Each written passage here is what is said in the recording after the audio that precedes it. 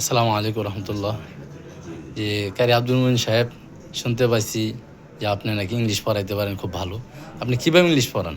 আমরা বৈজ্ঞানিক পদ্ধতিতে ইংলিশ শেখাই হুজুর। যে একটু বলেন তো দেখি। আচ্ছা, তো আমরা দেখলে আমাদের এই চার্টের মধ্যে আমাদের সবকিছু দেওয়া আছে। হ্যাঁ, চার্টের মধ্যে আপনি দেখতে পাচ্ছেন যে এখানে আমাদের বিজ্ঞানী শাহ মোহাম্মদ সরোয়ার স্যার, উনি এইটাকে বৈজ্ঞানিক পদ্ধতি আনছেন।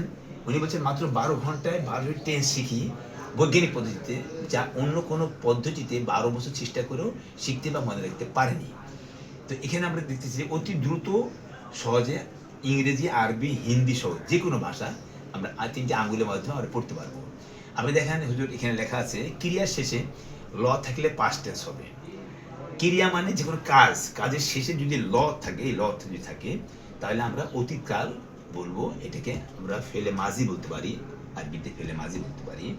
ল থাকলে পাস্ট টেন্স অতীতকাল ফেলে মাজি, ব থাকলে ফিউচার টেন্স ভবিষ্যৎকাল ফেলে মুস্তাকবিল। আমরা এখানে দেখতে পাচ্ছি যে এখানে এটা ল আছে, আমি করলাম, হ্যাঁ আলু আমি করলাম, এখানে ল আছে। এখানে এই ল যদি থাকে তাহলে এখানে আমরা দেখলাম যে আমরা বাচ্চাদেরকে এইভাবে আমরা বুঝি পড়াই থেকে, এবার ল আছে, ব আছে, ল আছে, ব আছে, ল আছে, ব আছে, ল আছে। হ্যাঁ, বাংলা ক্রিয়ার শেষে ল থাকিলে পাস্ট টেন্স অতীতকাল ফেলে মাজি আমরা বলবো ল।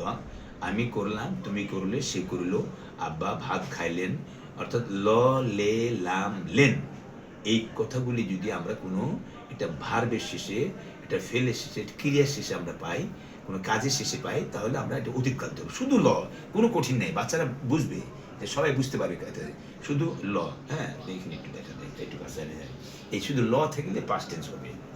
আমি করলাম, তুমি করলে, সে করলে। হ্যাঁ, আই ডিড আমি করলাম। হ্যাঁ, আই ইট আমি আই অ্যাট হবে এখানে, ইট অ্যাট ইট না শোন না, অ্যাট আমি খাইলাম। তো আমরা সহজে আসছে আগেটা। তাহলে আফ আলু ফালতু, আমরা ফালতু বলতেছি এটা। আর এখানে আমরা বলতেছি যদি এই যে ল আছে, ব আছে, ল আছে, ব আছে, ল আছে, ব আছে, ব আছে। হ্যাঁ, একটু বড় এখানে দেখান। এখানে ব যদি থাকে কোনো শব্দের শেষে, মানে শব্দ বলতে সে ভার্ব হতে হবে, ক্রিয়া হতে হবে, ফেলে আপনার ফেল হতে হবে। তাহলে যেমন আমি খাবো, হ্যাঁ তুমি খাবে, সে খাবে, তুমি খাবা, সে খাবে, আব্বা ভাত খাবেন।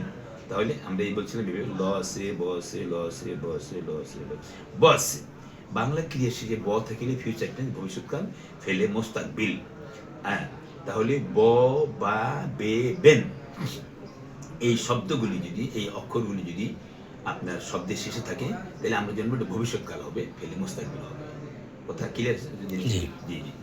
তাহলে এখন এই যে যেমন আমি ভাত খাবো, হ্যাঁ তুমি ভাত খাবে, আব্বা ভাত খাবেন, হ্যাঁ আব্বা নামাজ পড়বেন, হ্যাঁ আম্মু আব্বার সাথে হজে যাবেন।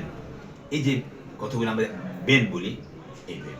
তাহলে এখানে আমরা যদি যদি বলি আমি করলাম, আই ডিড, আমি করব, এখানে আই শ্যাল ডু দেওয়া হয়েছে, আমাদের স্যার শেল লিখেছেন। তবে এখন খেয়াল রাখতে হবে আপনাকে যে শ্যালের ব্যবহারটা এখন কমে গেছে, উইলের ব্যবহারটা বেশি আসছে আর কি। আপনার নেটে বা ইয়াতে বা পত্র পত্রিকায় আপনার বিভিন্ন খবরে আপনি দেখবেন ওনারা উইল ব্যবহার করতেছেন। হ্যাঁ, আমি হ্যাঁ যাব, হ্যাঁ I will go, I will go, আমি খাবো, আই ইট, হ্যাঁ I I I I will eat, আমি খাবো, আমি আসবো, আই উইল কাম, খাম বলে এরা আবার একটু স্টাইল করে বলে, আই উইল খাম, আমি আসবো, এইভাবে। হ্যাঁ, তাহলে আমরা বলছিলাম এখন ল থাকলে পাস্ট টেন্স, ব থাকলে ফিউচার টেন্স। হ্যাঁ, এটা আমরা ক্লিয়ার হলো জিনিসটা। আর যদি ল নাই, ব নাই, আমরা এইভাবে বলি ল আছে, ব আছে, ল আছে, ব আছে, ল আছে, ব আছে, ল নেই, ব নেই, মাঝখানেটা। বাংলা ক্রিয়ার শেষে ল এবং ব যদি না থাকে, তাহলে আমরা প্রেজেন্ট টেন্স ধরবো, বর্তমানকাল ফেলে হাল, ফেলে হাল, ল নেই, ব নেই, আমি করি, আমি খাই, তুমি আসো। আমরা বলি না এই বাবা আসো, দেখেন এসে কিন্তু ল নেব না, আসো, ল নেব না, একটু বসো, হ্যাঁ একটু পড়ো, সে যে লব নেয়, একটু খাও, হ্যাঁ সে খাইলো, একটু তুমি রেস্ট নাও, একটু ঘুমাও, একটু ঘুমাইলে, আচ্ছা উঠো, আর একটু পড়ো, বাড়ি যাও। দেখেন এখানে কোনো লব নেয়, তাহলে প্রেজেন্ট টেন্স বর্তমানকাল ফেলে হাল হবে জিনিসটা কেমন। তাহলে আই টু আমি করি, আই গো আমি যাই, আমি যাইয়ের মধ্যে যাই, যাই এখানে লব নাই। হ্যাঁ, আই খাম আমি আসি, হ্যাঁ ইউ খাম তুমি আসো, উই কাম, আমরা আসি। হ্যাঁ, এমনিভাবে ইউ মানে তুমি, ইউ মানে তোমরা, এই জিনিসটা অনেকে জানে না, অনেক শিক্ষিত লোক জানে না। আমাকে অনেক প্রশ্ন করে বলছে, আপনি কি বললেন এটা কথা? ইউ মানে তুমি, ইউ মানে তোমরা পাইছেন কোথায় আপনি? আমি বললাম, কোথায় পাইনি বলেন, আপনি সবখানে তো আছে এটা। হ্যাঁ, বললে আরে ইয়োর লাগান। আমি বলি ইয়োর মানে তোমাকে বা তোমার হয়, ইয়োর মানে তুমি হয় না।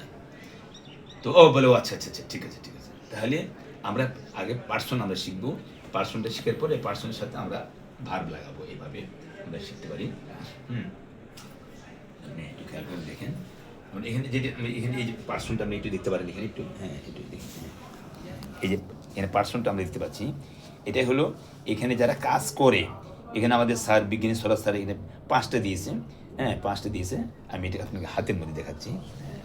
হ্যাঁ, এভাবে হ্যাঁ স্যার হাত দেবে দিতে, আমরা ছাত্রদেরকে এভাবে দেখে 1 2 3 4 5। আমি আমরা, তুমি তোমরা, সে তারা, I we, you he, they. দে, বাচ্চারা আনন্দ পায়, দে দে। তো এখানে আমরা 5টা দেখলাম, 5টা, সেটা আমরা এখানে একটু ভালো দেখা দিচ্ছি এখানে। জিনিসটা আপনি এখানে দেখতে পাচ্ছেন এই জিনিসটা, এই যে 1 2 হ্যাঁ 3 বলেন, হুজুর বলেন, 1 1 2 2 3 4 4 5। 5। আমি আমরা, আমি আমরা, তুমি তোমরা, তুমি তোমরা, সে তারা, সে তারা, I we, I we, you you he, he, they. They. আচ্ছা, এখানে আমরা টান দিলাম কি জন্যে, এটা অনেকে প্রশ্ন করে, হুজুর আপনি তো এখানে একালি মাত টেনে পড়লেন কেন? আমি বলছি যেমন 1 2 আমরা 3 টান দিয়েছি, এখানে শব্দ 2টা আছে, ইউ 2বার লেখা হতো, তো স্যার একবার লিখে টান দিয়ে 2বার বোঝানো হয়েছে। যেমন এখানে আছে আংতা, আংতি, তুমি একজন পুরুষ, তুমি একজন মহিলা, ইউ মানে তুমি, ইউ মানে তোমরা, আংতা তুমি একজন পুরুষ, আংতি তুমি একজন মহিলা। হ্যাঁ, আচ্ছা, আংতুমা, আংতুমা মানে তোমরা দুজন পুরুষ বা দুজন মহিলা, কেমন? তাহলে আংতুম মানে তোমরা বহু পুরুষ, হ্যাঁ, আন্তুন না তোমরা বহু মহিলা। তাহলে আমরা ইউ দ্বারাতে আমরা এখানে 6টা অর্থ তুলতে পারবো, 6টা কেমন, 6টা অর্থ। যেমন আংতা, আংতুম, আংতুম তুমি একজন পুরুষ, তোমরা দুজন পুরুষ, তোমরা বহু পুরুষ। হ্যাঁ, আমরা সকল বলবো না, অনেক বলবো না, অনেকে অনেক পুরুষ বলে, অনেক সকল পুরুষ বলে। সকল বললে কি বোঝায়? দুনিয়ার সব মানুষকে একসঙ্গে খায়, একসঙ্গে কাজ করে, একসঙ্গে ঘুমায়, এই জন্য সকল জিনিসটা ভুল। বলতে হবে এক বচন, 2 বচন, বহু বচন, একজন পুরুষ, দুজন পুরুষ, বহু পুরুষ। কথাটা ক্লিয়ার?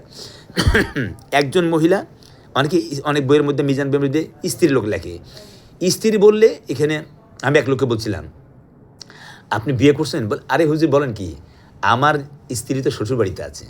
তার মানে স্ত্রী বলতে তার বউকে বোঝা গেছে, ওর অন্য মেয়ে, তার বোন, তার মা, অন্যান্য মহিলারা বাদ পড়ছে।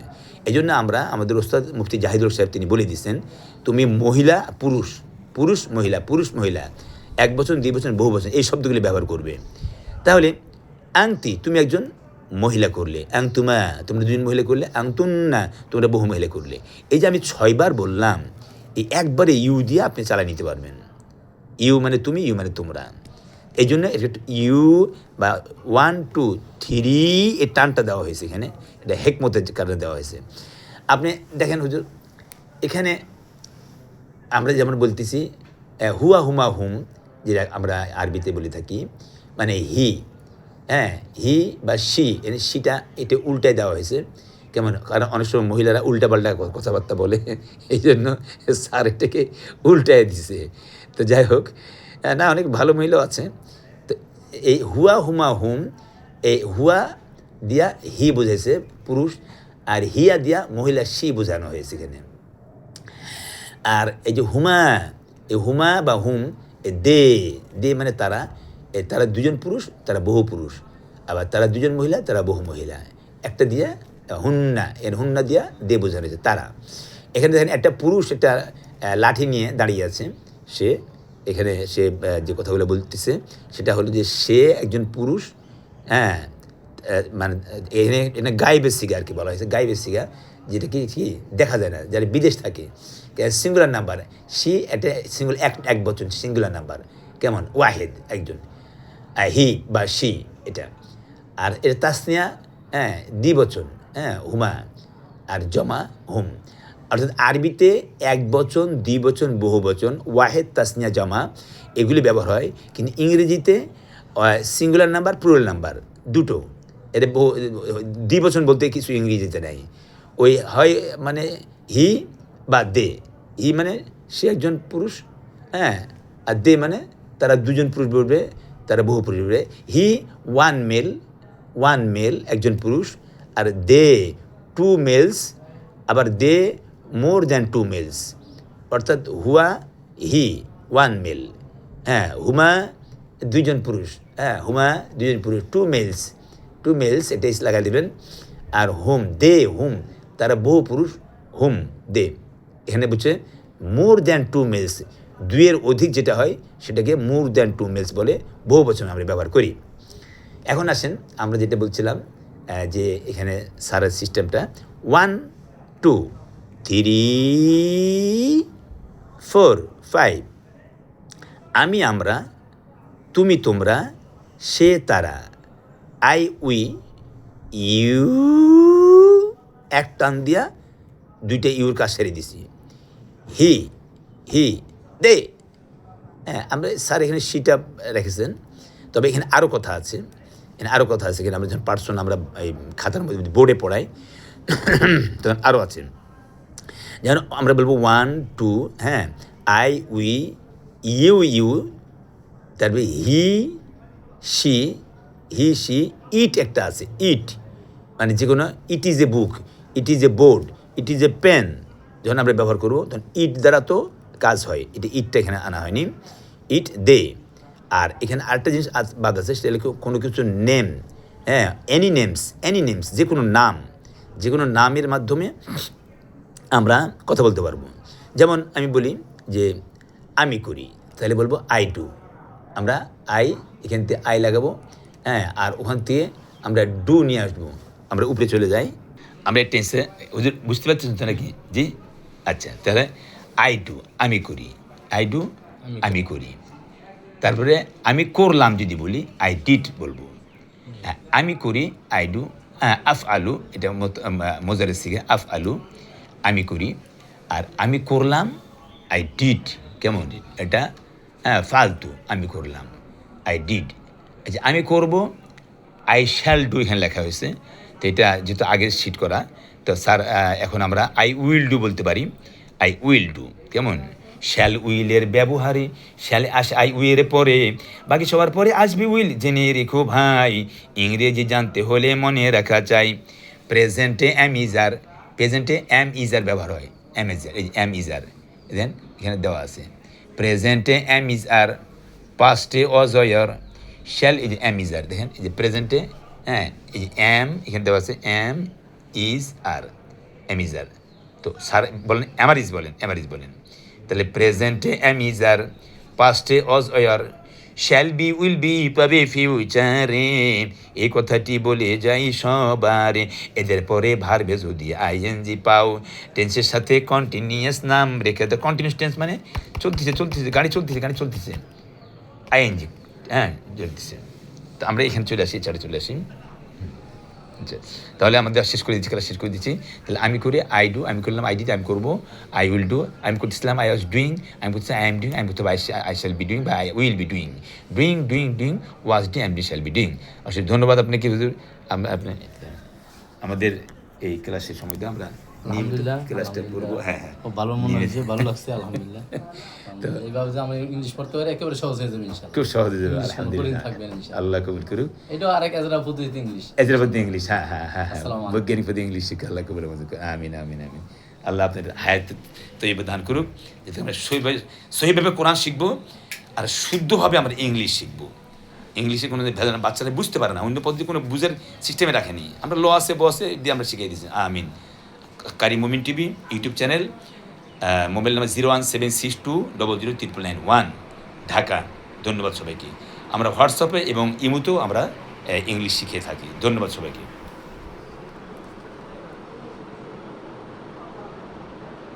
পরবর্তী ক্লাসে আমরা আসবে টেন্সের পুরো অংশ আমরা পড়াবো।